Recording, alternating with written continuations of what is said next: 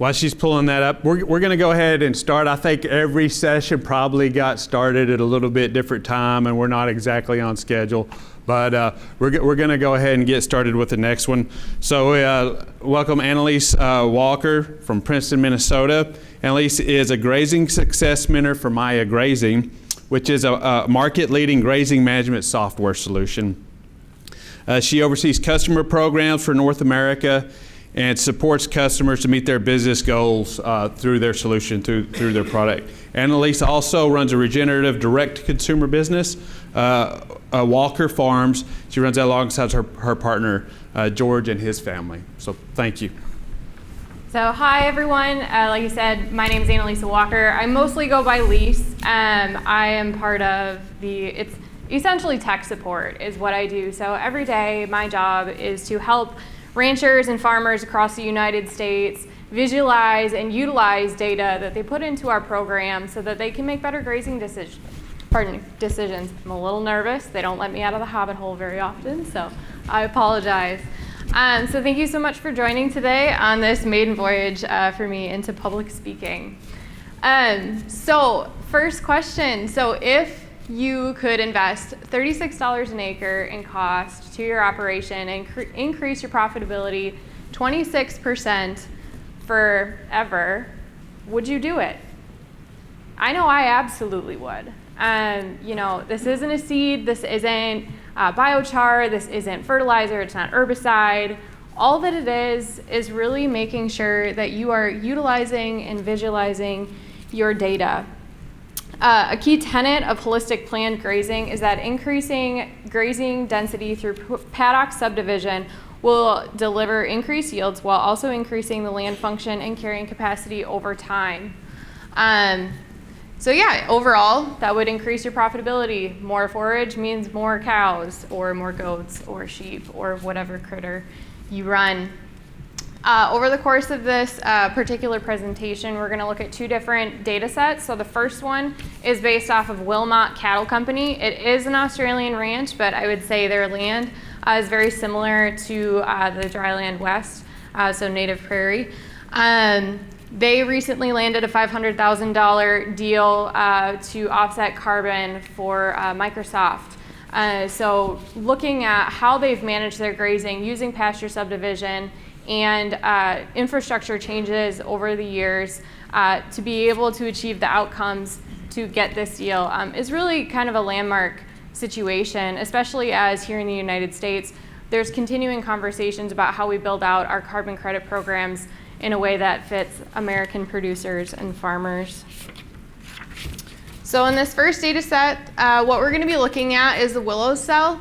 The willow cell had previously been a set-stocked operation. It was 148 acres. They split it up into 9 16.5-acre paddocks using polywire to increase overall density and do better pasture utilization. So right here, you'll see in their set-stock grazing, they were taking about 0.5 animal days per acre per day during their grazing period versus when they were doing rotational grazing, they're looking at more around that 9.45 animal days per acre per day. Oh, and there's my cows. So their set stock grazing, again, looking at what they're taking. So let's just go on. All right, so overall, what were they yielding? So at the end of the day, how does this cash flow? How is this feeding your critters? So in this situation, they got 1.66 animal days per acre per inch of rainfall versus when looking at your rotational grazing, they were doing 4.06 animal days per acre. So why are we looking at this as a function of rainfall? The reason for this is that in a healthy landscape, as your moisture increases, your forage availability should increase at an equivalent level. So if you have an increase of rainfall of 25%, you should see that forage increase by about 25%. On the flip side of that, in a drought situation, the situation everybody's concerned about, In a healthy landscape, conversely, 25% less rainfall, you should see 25% less forage availability. So again, 86% increase in their overall yield, irregardless of their rain during any given period of grazing. So what else did they see? So one of the biggest things is that organic matter. It is constantly being talked about, especially as carbon credit conversations are entering our general conversation space here in grazing and conservation. So over time, over this grazing season, they saw their organic matter increase from 2.3% to 4%. I do want to note this did occur during a severe drought year, which is usually unheard of. It's something that we've often been told, especially by the academic community, that it's just not possible. Well, sometimes that which you cannot quantify in the lab can be quantified in the pasture, and we as ranchers and farmers know that through our day-to-day lives in managing these landscapes.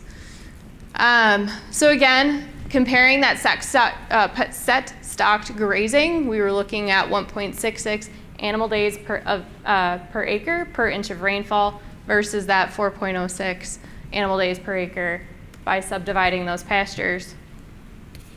The second data set that we're going to look at is similar farms and ranches around the globe that implemented similar strategies in their grazing operations.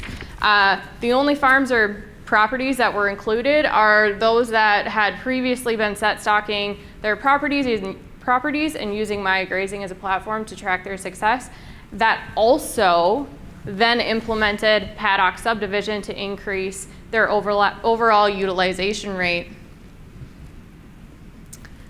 This data is essentially created by creating and tracking your moves within our platform. It can be as simple as dragging and dropping those creatures from one pasture to the next pasture. Those then create move history within our platform. You can edit these moves, which it will get there eventually.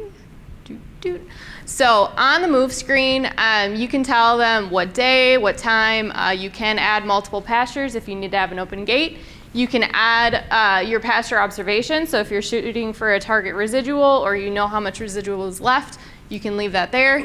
And then the last thing, so how much did you take? It's all based on the animal unit rating that you assign to the stock classes that you have on your property. So of course, a ewe is not going to eat as much as a cow.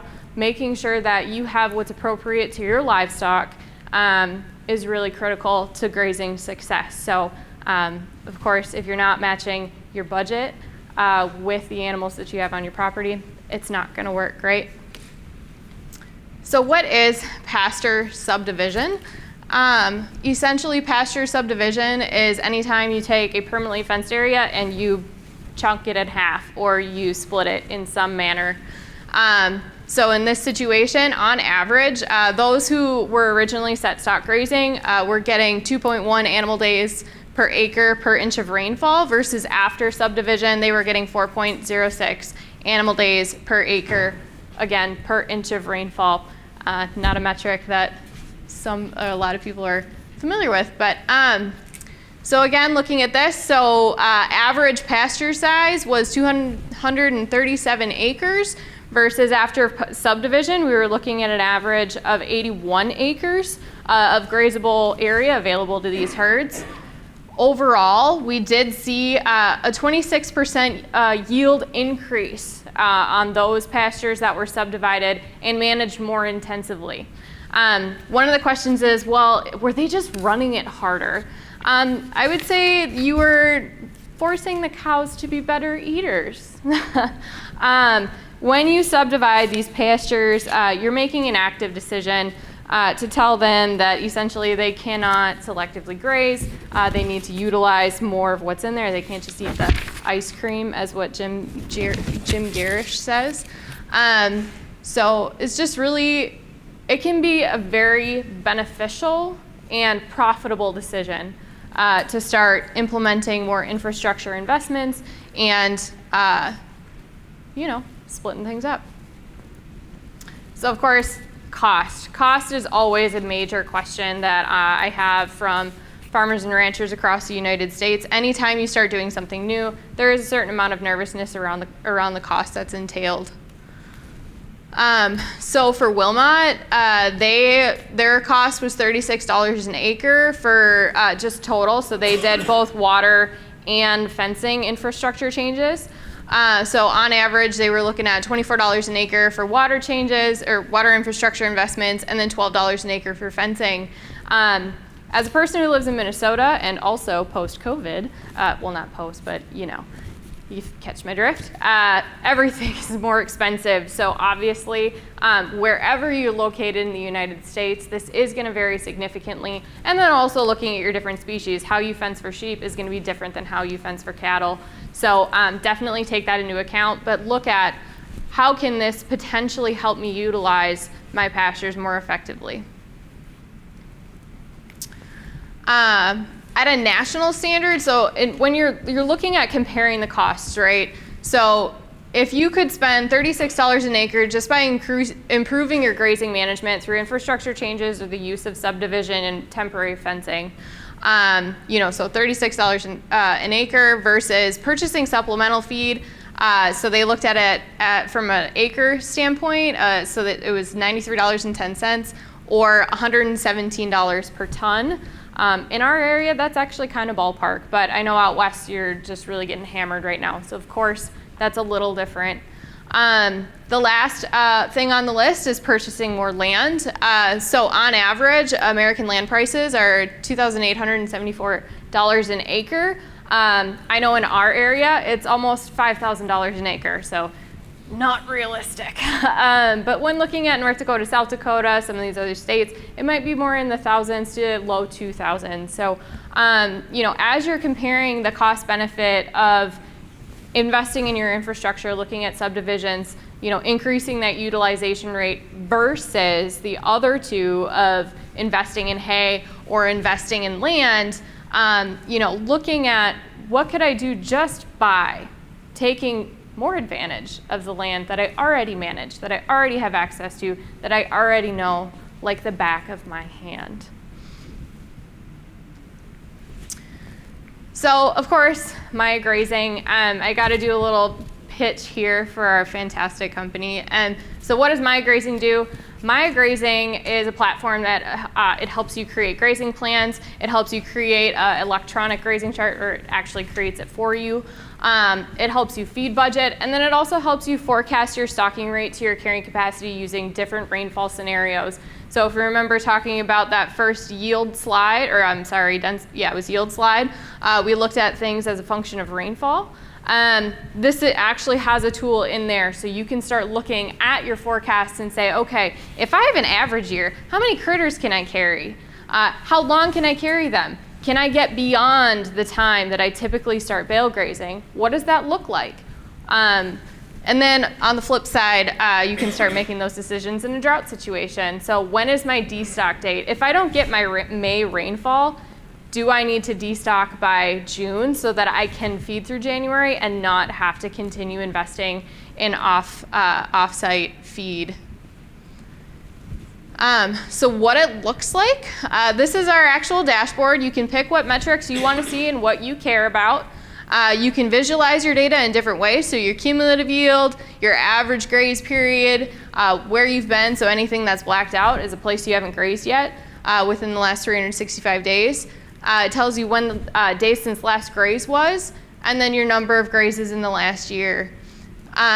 You can take a look at your analytics dashboard. So right here, this is going to be that graph that showcases your rolling rainfall versus your rolling impact. So that green line is how much you're taking per acre, per inch of rainfall in the last 365 days for any given time point, versus your carrying capacity, which is that set line. My property can potentially create or grow this much feed per acre, per inch of rainfall. The yellow portion up here, that's the forecast. So on this particular property, my fake property at Wizard Junction, I am currently outblowing my carrying capacity by January of 2022. So that's telling me I am going to start running my land just a little too hard. Now, with livestock changes though, or like changes in implementation of what I'm going to be doing, I can start charting a course to going back below that carrying capacity so I'm not over impacting my land. Does it happen? Absolutely. We all make mistakes. So that's why forecasting is really important. I did want to make a note. So as a person that I admit I'm a data nerd. I love data. But data that doesn't tell a story is useless, honestly. And so the purpose of Maya Grazing is to take that data, take those grazing charts, take all of that information that you've been collecting for probably years, and you're turning it into something that you can mobilize to start making better grazing decisions about how many animals am I going to carry, how many employees can I hire to help me manage these critters so I can maybe carry more. And that's Maya. The last thing I'm just going to pitch to y'all, if you are interested in winning a Gallagher reel, so this is actually the type of reel that my operation uses to subdivide our pastures. So we do grass-fed beef, grass-finished lamb, pasture-raised pork, chicken, turkey, eggs, and we also sell butter. We use this for our cows and our sheep, and then sometimes pigs if they're super naughty and get out.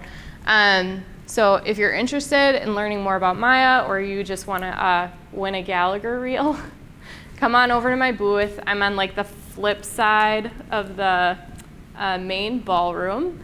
You can come and visit and BS about all things grazing. I'm always down for a good chat. And this is how you contact Maya Grazing. If you want to talk to me personally, because I'm American, you're more than welcome to just ask, and I can put my personal support email on that flyer. Otherwise, absolutely get in contact with our sales team. They can give you a custom tour of the product that really showcases the portions of this tool that will help you the most. So of course, every single operation is just a little different. And so we want to make sure that we're catering to your operation, because how I run things in Minnesota is very different from how you do things in Texas. So that's it.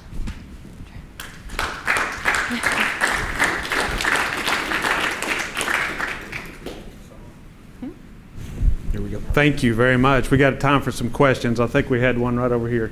Well, it wasn't a question. I was going to say that Maya also does some interesting webinars and options for education. Yes. Absolutely. And so Maya Grazing does typically like once a month webinars, educational webinars, ranging from mental health all the way down to grazing management. And then also they just implemented a Q&A with Jim Garish and other industry leaders, which you can log into live and ask them questions. Yeah, absolutely. Thank you for mentioning that. I appreciate that. Another question here. What sort of data input do you need to make the model work? Yeah, that's a great question. So the question was, what data do you need to put in to make to make it work? So at a very base level, you need to enter in your moves and your rainfall history. So when you're first onboarding, I can upload it as historical stock days by pasture group. So if you want to look at your property as a irrigated versus non-irrigated, or rangeland versus tame land, I'm drawing a blank, improved pastures, we can absolutely do that for you. But on your day-to-day, you just enter in your moves and your rainfall, and then make sure that your animal unit ratings are up to date. So as your steers grow, you'll have to tell the program, hey, my steers have grown 60 pounds. We can pre-schedule those, so if you know on average your steers gain 1.7 pounds per head per day or 2.2 per head per day, you just put it in at a certain time point, and that will forecast out through the summer, so you don't really have to think about it. Any other questions? Yeah. Right here. What size operation is this practical?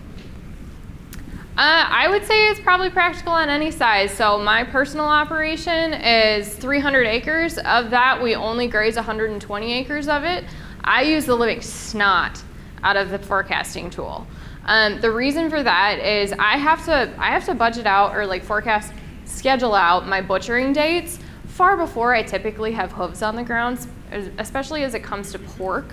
But with the beef side, I need to know how many animals I can purchase and how many I can carry before I have to start looking at acquiring more land to graze, because I don't want to feed hay.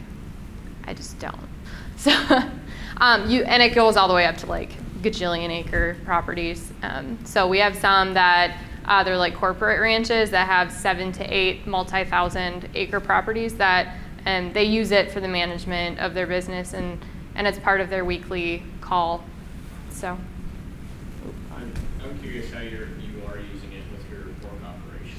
yeah, that's a fantastic question. So how are we using with our pork operation? So pigs are very different in how they use pasture. So they can actually take up to 5 to 7% of their daily diet from pasture alone. So you're looking at clovers, legumes, roots, tubers. We do plant turnips because we live in blow sand and we're just trying so hard to fill it with organic matter. So you run those pigs across it and then you have to go pretty fast. So reduce their animal unit rating to 5 to 7% of their total animal unit rating. That's the same for chickens. I will note that chickens will take, in my experience, up to 30% of their animal unit rating from heavy clover legume pastures versus if they're on like native rangeland, it's like maybe 3 to 5%. We don't see as significant of their diet. All that data is in my grazing for chickens and pigs. And Yeah, and I actually do. that's what I run. Yeah. So I actually enter in my chickens as a fertilizer treatment on the pastures that we run them on, especially our layers, simply because they tend to bring more than they take because they're so rich in nitrogen and bioavailable nitrogen, the enzymes, and if you're living on really gross land like I am, that nitrogen is really, really important in revitalizing those pastures for my near and dear species. I like sheep and beef cattle. Anyway. Peter? Question on that relationship between forage yield or production and rainfall. Yeah. So I'm wondering on how robust that is across forage species.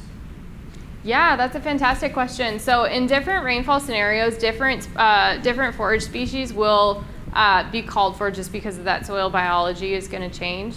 In unhealthy, non-functioning landscapes where you don't have the water holding capacity, you can expect as much as a 30 to 40% drop in forage availability with a 20% drop in rainfall. I would say the forecasting is like horseshoes and hand grenades. It gets you close, but it's not a sniper. I'm not going to tell you can have 2.7 cows, right? So it gives you the general nuances so that you can really make those forage observations and really, as you get closer to your grazing, that's where your forage inventory comes into play. That's where your graze plan comes into play. That's where looking at your historical grazes. So I can filter my graze history based on any given time point. So if I wanted to look at my grazes from 2019, how much I took, so how much I can expect to take in a similar rainfall year. You have the capability to make your forecast, but then record your whatever observation and make the comparison. Yep, so as you go through your year, your forecast will be slowly replaced by your actual. There is no ghost line to continue to show you where your forecast was versus your actual. So throughout your grazing year, you're going to continue to replace what I think is going to happen with what actually happened, because what actually happened is going to advise you in the years to come. Yeah, it would also help tune your forecast. Mm-hmm. Absolutely. If you could maintain one while replacing it. Mm-hmm. Mm-hmm. Yeah. Any other questions? Well, thank you very much. Yeah, of course.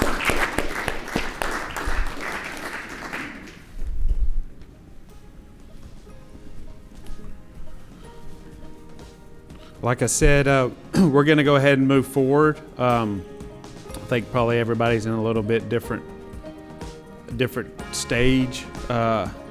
See if I can find the next slide presentation.